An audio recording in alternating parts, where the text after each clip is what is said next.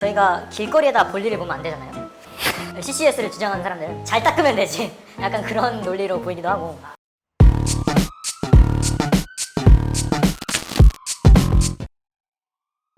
대통령 직속 2050 탄소중립위원회라고 있습니다.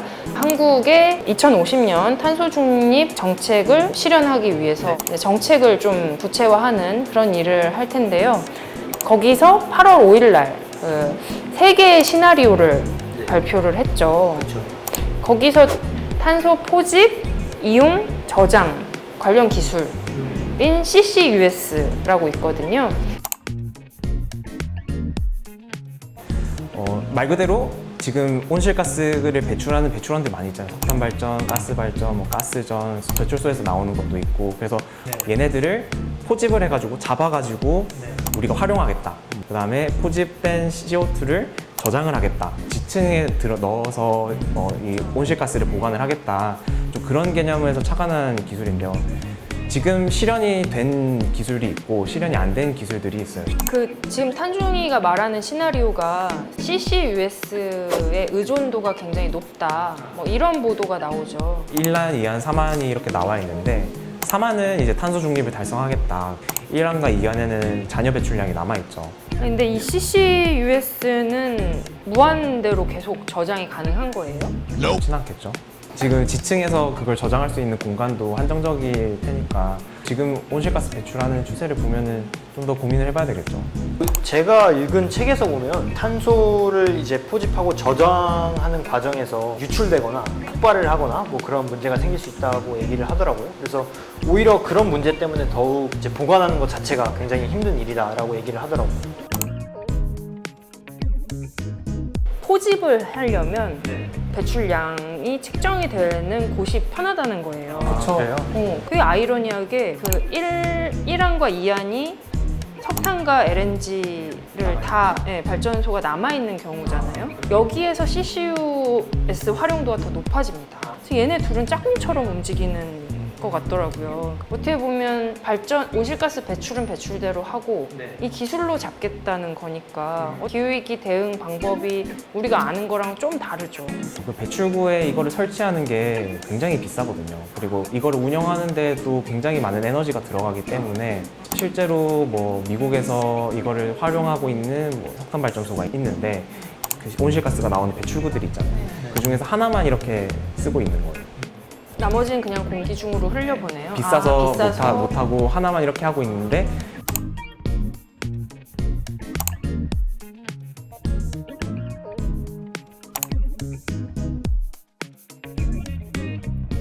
여기에서의 그 포집률이 90%가 되니까 우리는 굉장히 성공적으로 하고 있다. 이렇게 좀 홍보를 하기도 하고 이렇게 설치된 것도 또 이제 경제성 문제는 많이 있어요. 왜냐면 사실은 이게 에너지를 생산하는 과정이 아니잖아요. 에너지를 더 들여가지고 온실가스를 없애는 과정이니까 하등 쓸데없는 거죠. 이게 폐기물 처리하는 거랑 똑같은 거라서.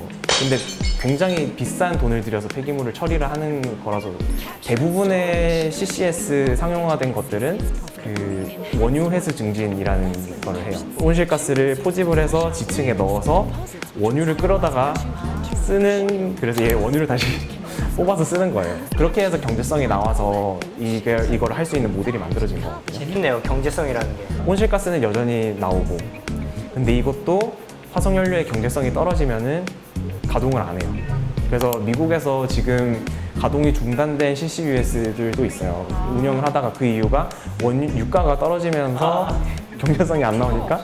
물가가 떨어져도 탄소 포집을 하기 위해서는 운영을 해야 되는데 그런 판단을 안 한다는 거잖아요. 예, 거기까지 이제 아직 규제가 닿을 정도로 이제 기술이 성숙되거나 혹은 경제성이 나오다고 이렇게 판단은 안 선 거죠. 그러니까 뭐 윤순진 위원장, 민간위원장이 브리핑을 할 때 2030년까지는 이제 현존하는 기술을 최대한 활용할 수 있는 방법을 이제 고민을 하되 30년 이후 50년까지의 그 20년 좀 장기적인 미래죠. 그때는 이제 아직 상용화 안 된 기술 개발을 고려해서 짜겠다라고 했었거든요. 기술 개발이 안 된 거. 그렇죠. 그러면서 이제 CCUS가 들어간 거예요. 사실 재생에너지도 그렇고 원전도 그렇고 뭐 누구나 할 수 있는 말이기도 하죠. 기술 개발의 가능성은. 근데 CCUS 같은 경우는 사실 탄소 배출을 줄이는 어떻게 보면 마지막 보루 같은 역할을 하는 거잖아요. 지금 이 상황에서는. 근데 CCUS가 사실 말씀하신 대로 다양한 욕망에 의해서 좌초될 수 있는 가능성이 있다는 거고, 그리고 기술 개발도 아직 미정인 거고. 그리고 그 기술 개발이 안 된 부분은 지금 기자님 말씀해 주신 것처럼 그 DAC라고 다이렉트 에어 캡처라는 기술이 있어요.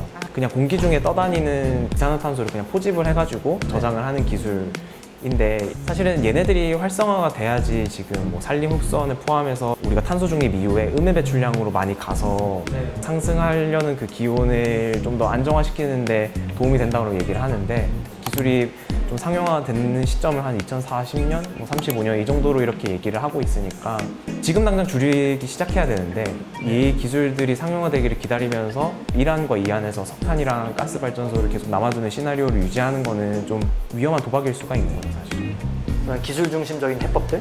그게 지금 인간 사회가 취해야 될 주요 해법들인가? 우리가 지금 사회 구조 그리고 경제 구조를 근본적으로 바꾸지 않는 이상 우리가 인간이 마주한 가장 큰 위기라는 이 기후 생태 위기를 타파할 수 있을까? 그런 생각이 저는 계속 들어요. 30년 전에 지금 우리가 이렇게 살 거라고 생각을 못 했던 것처럼 2050년에 어떤 기술이 발명이 돼서 우리가 탄소를 흡수하는 기술이 굉장히 많아질 수는 있는 건 사실이긴 한 거죠. 근데 지금 당장 CCUS를 우리가 많이 늘리면 되니까 우리는 온실가스 더 배출해도 돼.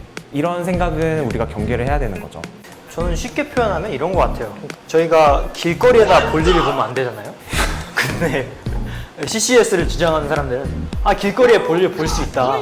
잘 닦으면 되지. 길거리에서 짜고 닦는 것의 시장이 늘어난다. 그 시장의 그래서 가능성이 물티슈가 많이 팔리고, 예. 더러워, 하지 마. 그만해. 우리가 과연 쓰레기 배출량을 줄여야 되냐? 아니면 길거리에다 쓰레기통을 많이 만들어야 되냐? 배출량을 당연히 줄여야죠. 근데 이제 그런 건 생각을 안 하고 이렇게 얘기를 하는 것에서 청소노동자 분들이 고생스럽게 새벽에 다 치우신 거리를 우리는 깨끗하다고 보지만 쓰레기는 있는 거잖아요.